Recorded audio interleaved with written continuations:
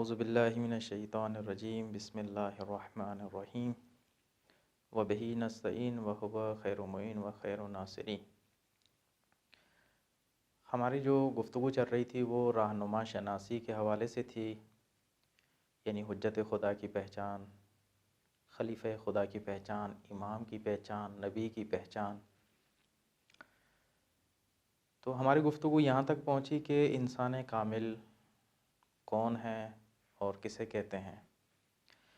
انسان کامل کی پہچان اس لیے ضروری ہے کہ اگر ہم صحیح معنی میں انسان کامل کو پہچان لیں تو ہمیں امام، نبی اور حجت خدا کی صحیح طریقے سے پہچان حاصل ہو جائے گی۔ اس وقت جو معاشرے کے اندر امام شناسی کے حوالے سے جو مشکلات درپیش ہیں اور جو مختلف عقائد جو نظر آتے ہیں، اس کی وجہ یہی ہے کہ امام شناسی صحیح طریقے سے حاصل نہیں ہوئی، ان کو انسان کامل کی پہچان صحیح طریقے سے حاصل نہیں ہوئی۔ اگر ہم اس معنی میں جس طریقے سے انسان کامل کی خصوصیات اور اس کی صفات کو بیان کیا گیا ہے، اس کے مقام کو بیان کیا گیا ہے، اگر ہم پہچان لیں تو امام کی معرفت کے حوالے سے، نبی کی معرفت کے حوالے سے جتنے بھی شبہات ہیں، جتنی بھی مشکلات ہیں، وہ حل ہو جائیں گی۔ اچھا، انسان کامل کہتے کسے ہیں؟ پچھلے درس میں کچھ بیان ہوا کہ انسان کامل ہم نے کہا تھا کہ اسے کہتے ہیں کہ جو مقام ولایت تک پہنچے۔ جو انسان سیر کر کے، سفر کر کے، سیر و سلوک کر کے اس مقام ولایت تک پہنچتا ہے تو اس کو انسان کامل کہا جاتا ہے۔ اب انسان کامل کو پہچاننے کے لیے ہمیں ولایت کو سمجھنا پڑے گا، اور اس ولایت کے ساتھ ساتھ پھر ہمیں مقام فنا جو عرفان کی کتاب کے اندر ذکر ہوتا ہے اس کو، عبودیت کو، اور اسی طریقے سے ایک اصطلاح جو قرآن کے اندر جو لفظ استعمال ہوا ہے مخلصین کا، اس کو سمجھنا ہوگا۔ سب سے پہلے آتے ہیں ولایت کا مطلب کیا ہے۔ ولایت کا مطلب پہلے بھی ایک معنی گزر چکا ہے کہ ہم نے کہا تھا کہ ولایت کا معنی بہت زیادہ اگر کسی چیز سے قریب ہو جائیں تو اس کو ولایت کہتے ہیں۔ مثلا اگر ایک چیز دوسری چیز کے انتہائی قریب ہو جائے اور کسی قسم کا حجاب اور فاصلہ ان کے درمیان میں نہ رہے تو اس کو کہتے ہیں ولایت۔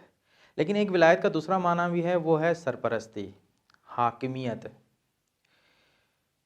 انسان جب اس مقام تک پہنچتا ہے ولایت تک، دوسرے لفظوں میں کہیں کہ جب وہ خدا کے اتنا نزدیک ہو جاتا ہے کہ خدا اس کو اس نزدیکی کے نتیجے میں اس کو حاکم بنا دیتا ہے، ولی بنا دیتا ہے ساری چیزوں کے اوپر، اس کو ولایت دے دیتا ہے ساری کائنات کے اوپر۔ جس طریقے سے ایک انسان ایک اس کے نفس کا جیسے اس کو تسلط اور بدن کے اوپر ہے، اسی طریقے سے مثلا اب نفس دیکھیں بدن کے اوپر تسلط رکھتا ہے، وہ جو چاہے بدن کے ساتھ کر سکتا ہے۔ اسی طریقے سے جس طریقے سے نفس مسلط ہے بدن کے اوپر، خدا بھی پوری کائنات کے اوپر مسلط ہے۔ لیکن ایک انسان جب اس مقام ولایت تک پہنچتا ہے تو خدا بھی اس کو وہ مقام دے دیتا ہے، وہ بھی تمام چیزوں کے اوپر مسلط ہو جاتا ہے۔ جیسے آپ نے جان شناسی کے اندر پڑھا ہوگا کہ ہر اوپر والا عالم نیچے والے عالم کے اوپر تسلط رکھتا ہے، گویا کہ ان کے درمیان میں علت اور معلول کا رابطہ موجود ہوتا ہے۔ عالم مثال عالم مادے کے اوپر فوقیت اور تسلط رکھتا ہے، عالم عقل جو ہے وہ عالم مثال اور عالم مادے کے اوپر تسلط رکھتا ہے، پھر اسی طرح اور اوپر چلے جائیں۔ تو اسی طریقے سے انسان جو سیر و سلوک کر کے ان عالم کو طے کرتا جاتا ہے اور ان عالم کے کمالات کو حاصل کرتا جاتا ہے، اور جب وہ عالم اسماء تک پہنچتا ہے، عالم صفات تک پہنچتا ہے کہ جہاں سے خدا کا فیض اس کائنات تک پہنچتا ہے، جب وہ عالم اسماء تک پہنچتا ہے، ان کے اندر غرق ہو جاتا ہے، تو خدا بھی اس کو یہ تسلط دے دیتا ہے اور اس کو ولایت دے دیتا ہے تمام موجودات کے اوپر۔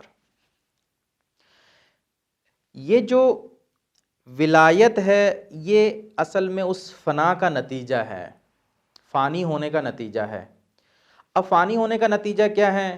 اب کہتے ہیں کہ مثلا ولایت مل جاتی ہے، اس کو تسلط حاصل ہو جاتا ہے، لیکن یہ فنا ہے کیا چیز؟ آیا فنا کا مطلب یہ ہے کہ جب ہم خدا تک پہنچتے ہیں اور عالم صفات اور عالم اسماء تک پہنچتے ہیں تو کیا ہم نابود ہو جاتے ہیں، ختم ہو جاتے ہیں، یہ ہماری ہستی ختم ہو جاتی ہے؟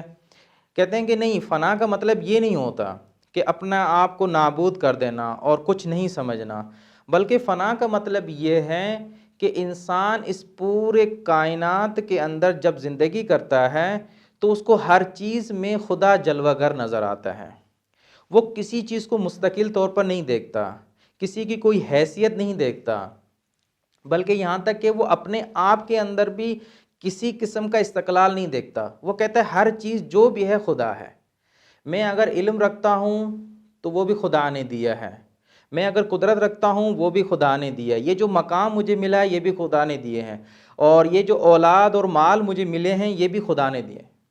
تو یعنی اس کا ساری توجہ اس خدا کی طرف چلی جاتی ہے، یعنی وہ اپنے آپ کو خدا کے اندر فانی سمجھتا ہے اور کہتا ہے کہ کوئی چیز اس عالم کے اندر مستقل نہیں ہے، خدا سے کٹی ہوئی نہیں ہے، خدا سے جدا نہیں ہے، ہر چیز کے اندر خدا جلوہ گر ہے۔ اب مثلا اس حوالے سے جو ہے ہمارے پاس آیات اور روایات بھی موجود ہیں، لیکن ہم کچھ روایات کی طرف اشارہ کرتے ہیں۔ مثلا ایک امام صادق علیہ السلام سے حدیث موجود ہے کہ لنا حالات مع اللہ ہے، کہ ہمارے لیے کچھ حالات ایسے ہیں خدا کے ساتھ کہ فہو فیہا نحن، کہ خدا اس حالات میں ہم بن جاتے ہیں، خدا ہم ہیں، اور خدا جو ہے پھر آگے ہے کہ وَنَحْنُ فِيهَا هُوَ، اور اس عالم میں ہم خدا ہو جاتے ہیں اور خدا ہم ہو جاتے ہیں، وَمَعَ ذَلِكَ هُوَ، اس کے باوجود وہ ہے، وَنَحْنُ نَحْنُ ہیں۔ یعنی کیا بتا رہا ہے؟ یہ نہیں بتا رہا کہ ہم خدا بن جاتے ہیں، نعوذ باللہ، ہم اللہ بن جاتے ہیں، ہم آج کے بعد جو ہے وہ خدا نہیں ہے، ہم خدا ہیں، ایسا نہیں، بلکہ اس کے اندر فقط خدا جلوہ گر ہوتا ہے، اس کے کردار میں، اس کی ذات میں، اس کی صفات میں فقط خدا ہی دکھائی دیتا ہے، فقط خدا جلوہ گر ہوتا ہے۔ جس طریقے سے دعائے رجبیہ کے اندر ایک جملہ ملتا ہے کہ جس میں کہا گیا ہے کہ لا فرق بینک و بینہا الا انہم عبادک و خلقک، کہ تمہارے درمیان اور ان کے درمیان کوئی فرق نہیں ہے سوائے ان کا کہ یہ جو ہیں یہ تمہاری مخلوق ہیں، تیری مخلوق ہیں اور تیرے بندے ہیں۔ بالکل واضح سے بیان ہے۔ یعنی سب سے بڑا جو مثلا کہا جائے کہ مقام، بلند تر مقام یہی جو عبد کا مقام ہے، عبودیت کا مقام ہے۔ یعنی اہل بیت یہ نہیں فرمانا چاہ رہے کہ ہم خدا ہو گئے ہیں، بلکہ یہ کہنا چاہ رہے ہیں کہ ہم عبد کی اس منزل پر پہنچ گئے ہیں کہ ابھی ہمیں خدا کے علاوہ کوئی چیز نظر نہیں آتی۔ اس کے علاوہ دوسری جگہ پہ ملتا ہے کہ نحن الاسماء الحسنی، کہ ہم اللہ کے اسماء حسنی ہیں۔ اب ہم اللہ کے اسماء حسنی کیا مطلب؟ خدا کے کتنے اسماء حسنی ہیں؟ بہت سارے اسماء حسنی ہیں، خدا عالم ہے، خدا رازق ہے، خدا کریم ہے، خدا غفور ہے۔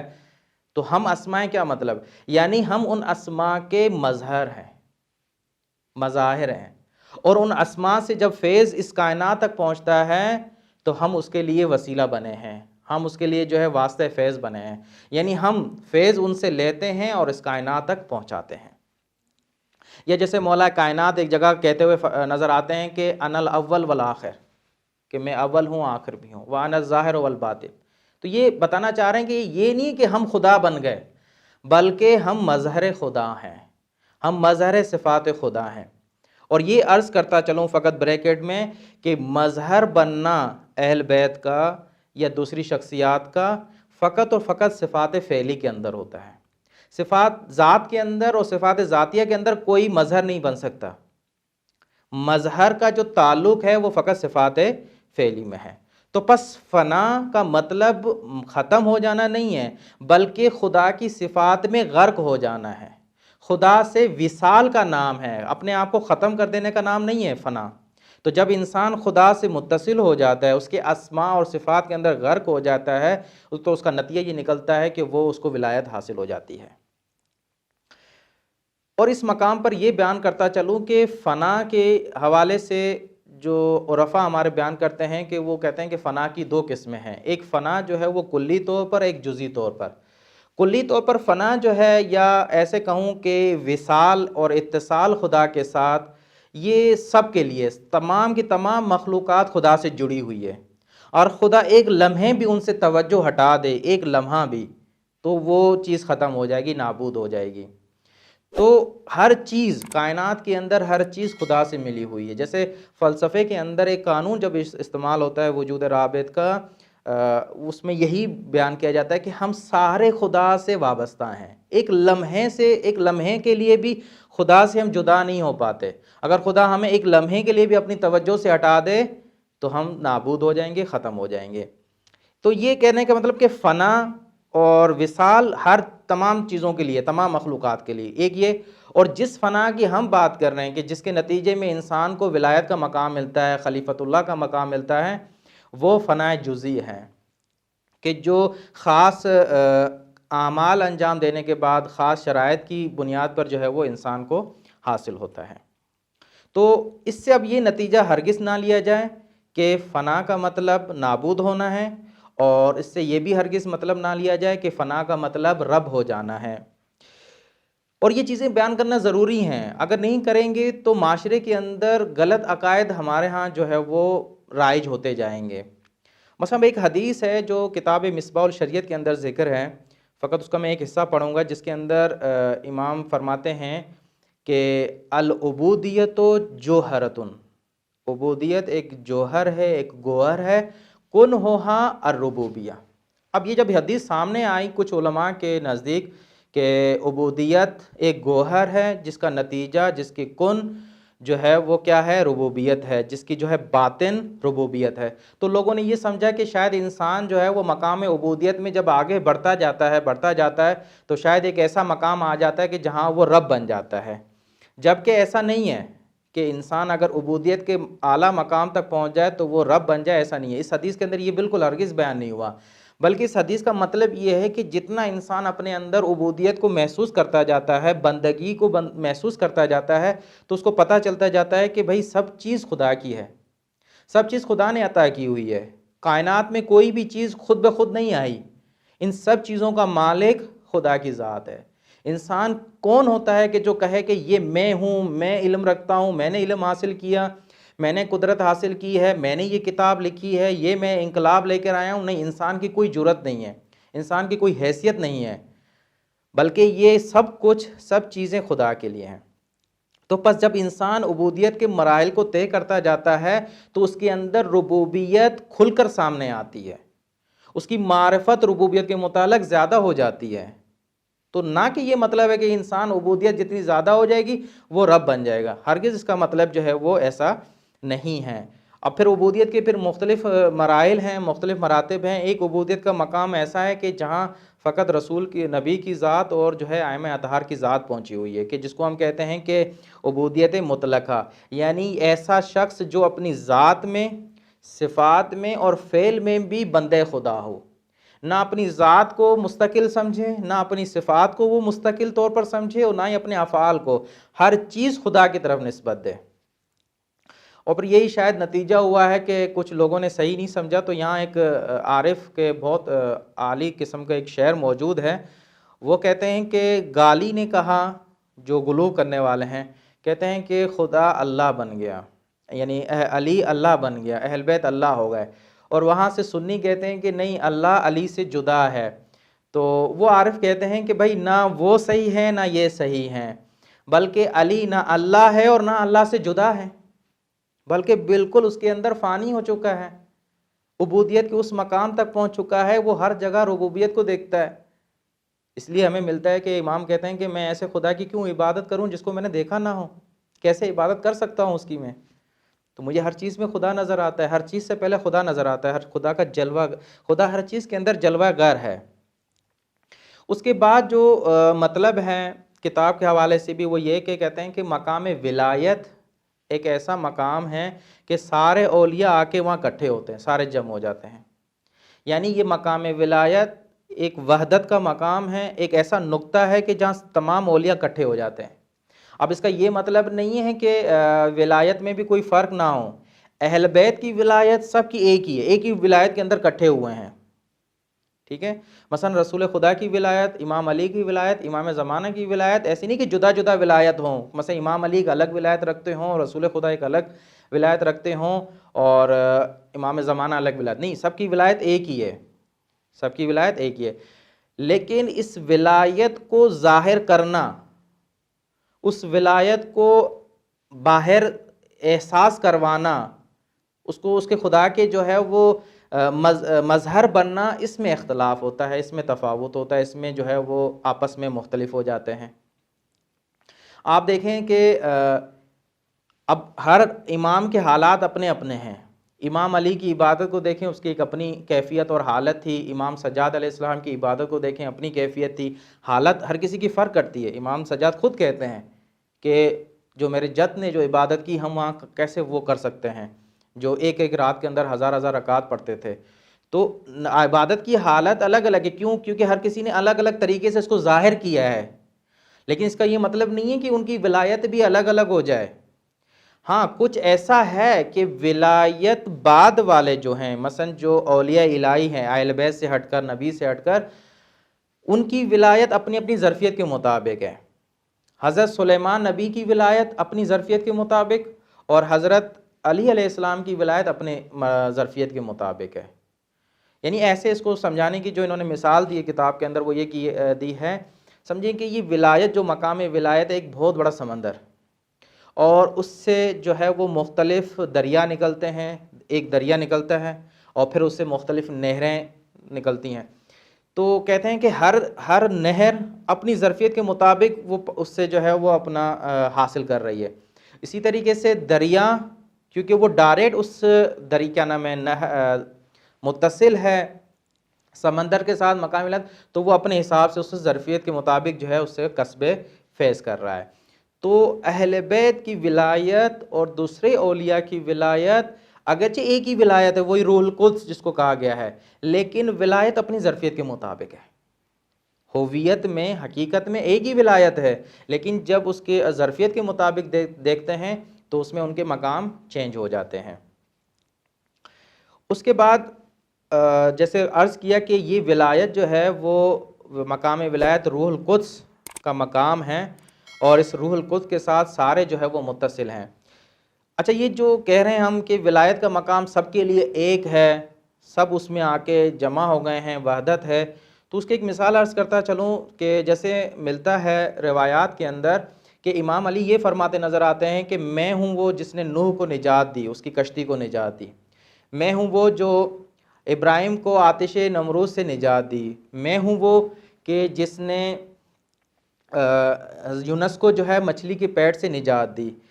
تو یہ ساری چیزیں جو امام علی اپنی طرف نسبت دے رہے ہیں کہ یہ میں نے کیا ہے، میں نے اس کو نجات دی ہے، اگر امام زمانہ بھی کہتے تو یہ مطلب غلط نہیں تھا، صحیح تھا۔ کیوں؟ کیونکہ ولایت ایک ہے۔ یعنی یہ سارے اگر ائمہ کہتے تو سب کے لیے صحیح تھا کہ نوح کو نجات دینے والے، حضرت ابراہیم کو نجات دینے والے، حضرت موسیٰ کو نجات دینے والے یہی ہستیاں تھیں۔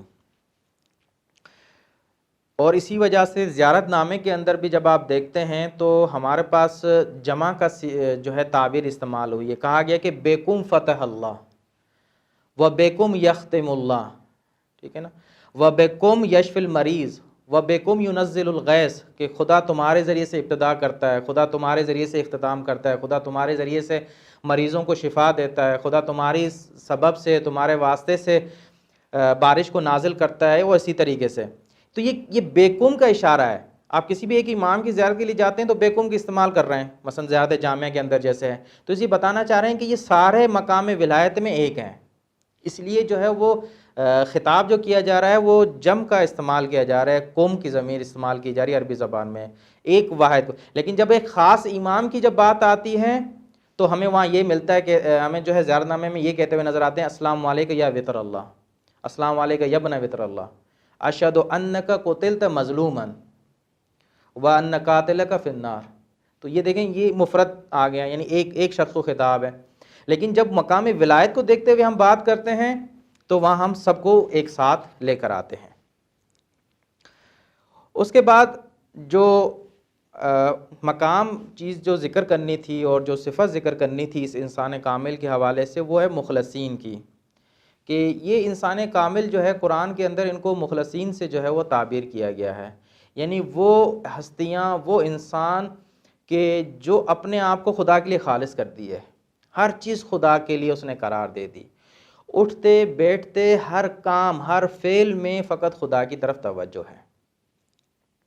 کہتے ہیں کہ ائمہ اطہار اس دنیا کے اندر رہتے ہوئے، عالم کثرت کے اندر رہتے ہوئے ہمیشہ اس وحدت کی طرف متوجہ تھے، اس خدا کی طرف متوجہ تھے۔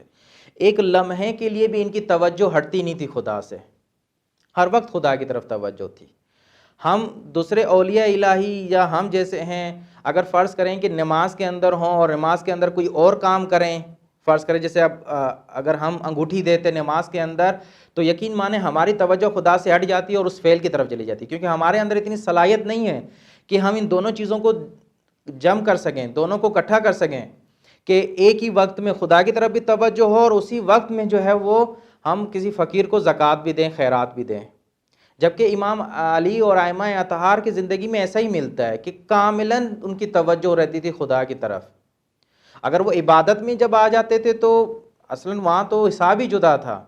جیسے ملتا بھی ہے اور سنا بھی گیا ہے کہ جناب زہرا علیہ السلام علیہ وسلم کے سے روایت ہے، نقل کرتے ہیں کہ جناب زہرا سلام اللہ علیہ فرماتی ہیں کہ جناب علی کو تیر لگا، مولا کائنات کو تیر لگا، اور اب تیر کیسے نکالا جائے؟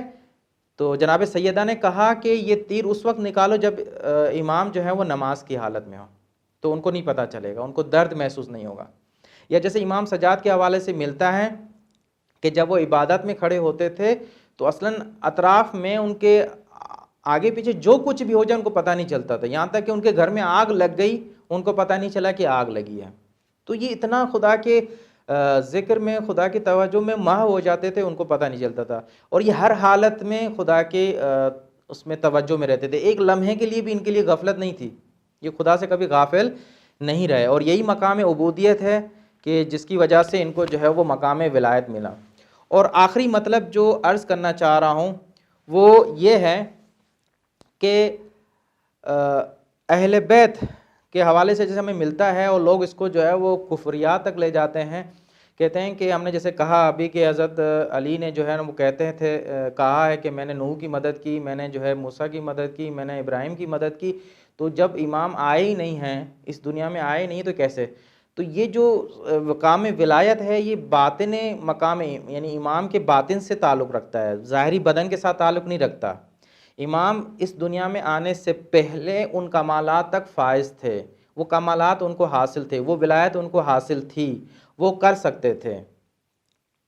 تو اسی بنیاد پر، کیونکہ جیسے ہم نے عرض کیا کہ انسان فقط ایسا نہیں کہ اس کو عالم مادے کے اندر خلق کیا گیا ہے، بلکہ انسان کے اندر ایسے دریچے ہیں جو مختلف عالم کے اندر کھلتے ہیں۔ اس کا ایک دریچہ فقط عالم مادے کی طرف کھلتا ہے کہ عالم مادے میں رہتا ہے اور اس سے سروکار ہے، فقط ایسا نہیں ہے، بلکہ اس کے اندر ایک دریچہ جو عالم مثال کی طرف کھلتا ہے، اور ایک دریچہ ایسا ہے جو عالم عقل کی طرف، اور ایک دریچہ ایسا ہے جو عالم اسماء اور صفات کی طرف کھلتا ہے۔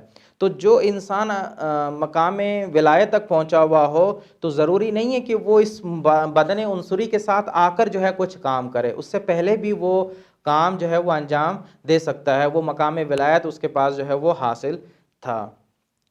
تو انشاءاللہ اگلے ہم درس میں جو بیان کریں گے وہ امام کی تعریف، نبی کی تعریف، اور اسی طریقے سے وصی کی تعریف، اور جو ان سے مربوط ہیں ولی کی تعریف انشاءاللہ۔ وصلی اللہ علیہ وآلہ وسلم۔